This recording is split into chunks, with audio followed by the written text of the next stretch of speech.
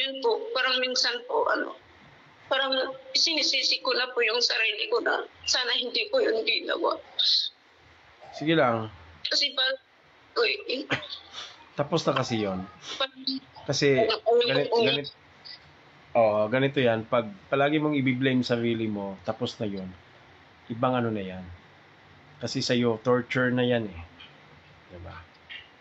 Kasi you're blaming yourself every time na binabalik yun sa demonyo sa isipan mo or sa memory mo. Kaya torture yun eh. Until now, talagang inaano ka pa rin yan. Diba? That's why ayaw na demonyo yan na sabihin mo kasi andun kasi pag hindi mo na ano yan, the release yan, andun yung kapangyarihan niya eh.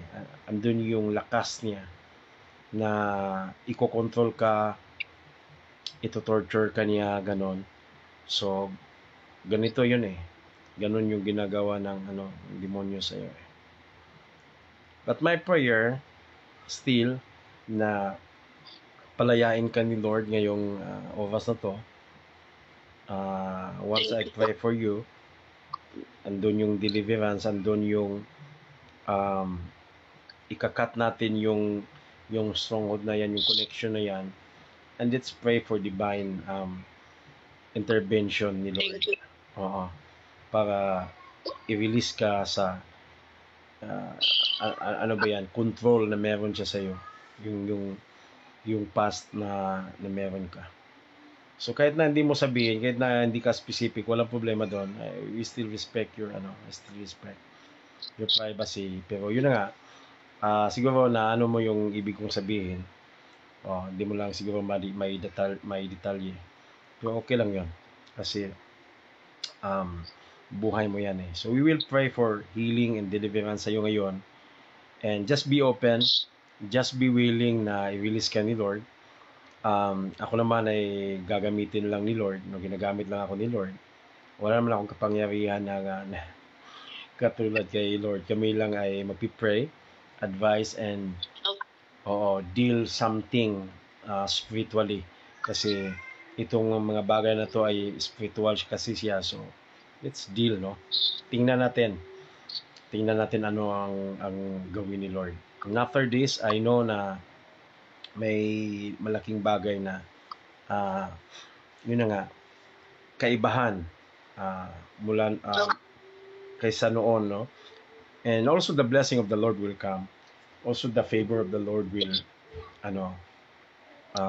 follow, will come in your life. Kasi yun na nga, na-break natin yung stronghold na yan. Okay, so we'll pray for you. Okay lang ba sa'yo? Okay. Opo. Okay, let's pray. Father God, in the name of Jesus, Panginoon, nakita mo, Panginoon, yung issue ni sister ngayon. Nakita mo, Panginoon, kung ano yung naranasan niya in the past. And whatever, God, the connection of the devil, Lord, whatever the connection of the enemy, even the bloodline, the curse, the witchcraft, lahat, Panginoon, na may connection yung mga tao, na may connection sa Kanya, na until now, she's been tortured, oh God, in this kind of situation upon her life, na to torture siya, Panginoon. Right now, I declare that the power of your anointing, under the power of your deliverance, Lord, I pray right now, na siya, Panginoon, ay yung palayain. Whatever the stronghold, whatever the attack of the devil, I pray right now, that the things, Lord, na meron siya, kahit na sa isipan, kahit na yung memory niya na meron siya, Panginoon, in connection, Lord, sa demonyo, sa mga pangyayari noon, sa trauma sa kanyang buhay, I pray right now for your healing and deliverance in the name of Jesus, and I break them, and I cut them off, and I command them to out in the name of Jesus. I rebuke them in the name of Jesus, and I command them to leave upon her life right now. I command her system right now, her body, soul, and spirit right now, to boom it out, every demons, boom it out, every stronghold, every torture upon her life, even that kind of sickness, Panginoon, na siya nagresulta ngayon dahil nga sa kanyang struggle, Panginoon, I break them in the name of Jesus. depression, anxiety, loneliness, self-pity, suicidal, insomnia, whatever the things na andun sa kanyang physical ngayon, I declare right now for deliverance in the mighty name of Jesus. And I command every stronghold, every spirit that hold her, that trying to torture her until now, I command you as I count 1, 2, 3. She's free and delivered right now in the name of Jesus. In 3, 2, 1, out in the name of Jesus. I command you, leave upon her body right now in the name of Jesus. Out. Tanan lahat, Panginoon, na meron na nagkukontrol sa kanyang isipan, emosyon, lahat, Panginoon, we break them in the name of Jesus. And I command them to submit in the power of the Holy Spirit, to submit by the power of God. In the mighty name of Jesus, lahat. Kung ano man yung mga bagay na yan na nagkocontrol sa iyo, I declare that the healing and the deliverance of the Lord will set you free right now in the name of Jesus. Whatever the stronghold, whatever the attack in your life, I break them in the name of Jesus. Out in the name of Jesus, from her mind, from her body, soul, and spirit right now. We break every stronghold. We cut off every connections. Kahit na memory niya, Panginoon, in the past. Kahit na memory niya, Panginoon, sa kanyang panaginip. We break them, we cut them off in the name of Jesus. In the mighty name of Jesus. Lord, I release the anointing that will break the yoke. The anointing that will destroy the yoke in the name of Jesus. And right now, Panginoon, andun yung kagalingan, andun yung kalayaan, Panginoon, andun yung deliverance sa buhay niya. Lord, after this prayer, she is free. After this prayer, God, she's delivered. Lord, I thank you that your anointing will cover her with your precious blood. Your anointing will preserve her. Your anointing, God, will set her free. And Lord, lahat-lahat na Panginoon, ano yung mga karamdaman niya ganyan sa kanyang katawan, I command them to leave in the name of Jesus. And I command them to vomit out every stronghold, every sickness, every demons in the mighty name of Jesus. Out. You have no right upon this body. Out in the name of Jesus. Labas. You have no right upon her life. You have no right upon her family. You have no right upon her relationship. You have no right upon her family in the name of Jesus. Lord, we declare that your healing and deliverance is manifesting right now. I pray right now that her body, soul, and spirit to absorb your anointing, to absorb your power that will heal and deliver, God, and set free in anything, Lord, that bothers her, that controls her. Salamat, Panginoon, sa iyong kapangyarihan. Salamat ngayong oras na ito. Siya po ay yung pinalayas mo na po siya, Panginoon. Ngayong oras na ito, she is free.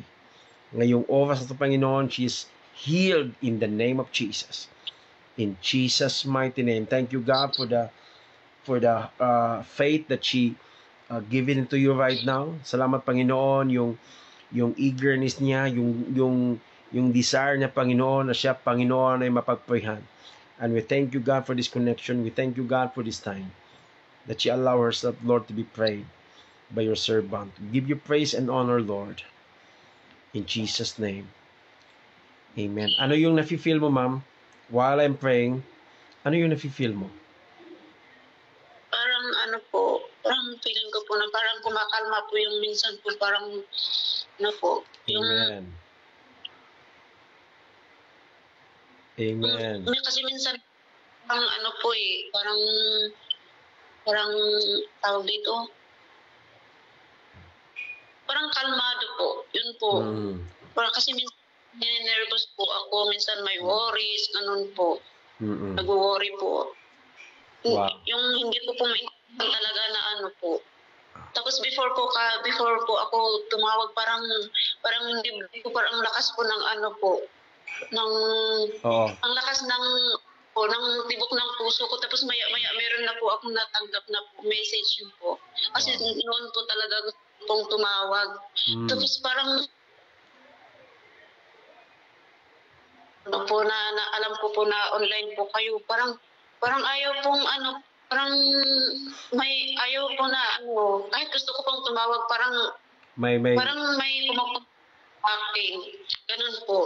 Wow. Ngayon parang ano, parang open na po yung ano po, yung feeling ko po na parang Amen. wala po akong, Amen. parang yun po, akong ano, yung relax na po yung pakiramdam. That's ganun. right. Wow, you're free, ma'am.